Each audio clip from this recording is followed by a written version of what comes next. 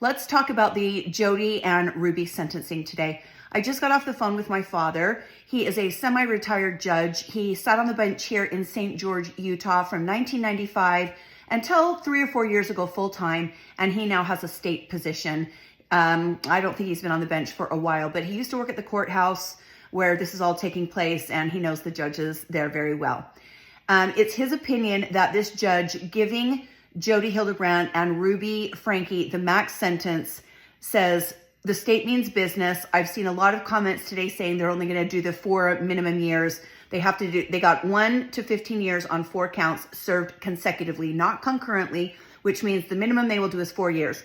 My dad says he doesn't think they're going to do 4 years. If that were the case, the judge would not have sentenced them to the max. When judges sentence someone to the max that they can give, the parole board doesn't turn around and then give them the least that they can do. It doesn't work like that.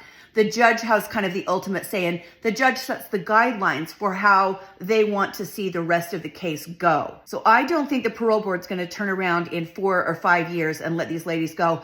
I said to my dad, what are you thinking? And my dad's like, well, you just never know. It's always up to the parole board. I said, do you think they're going to do half? Do you think they're going to do 30 years and 30 years each? And he said, oh, very possibly. That's very possible. Now, I'll be the first to admit, when all this first happened, I thought they were going to go really easy on them.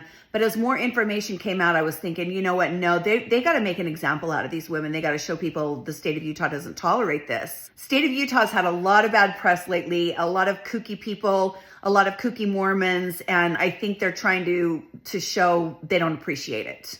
The other thing I've seen some confusion on is when I posted that the sentencing was today and they got 1 to 15 years, people were like, well, they already did that weeks ago. No, they didn't. In the state of Utah, there are recommended sentences and then there are mandatory sentences. This is a second-degree felony.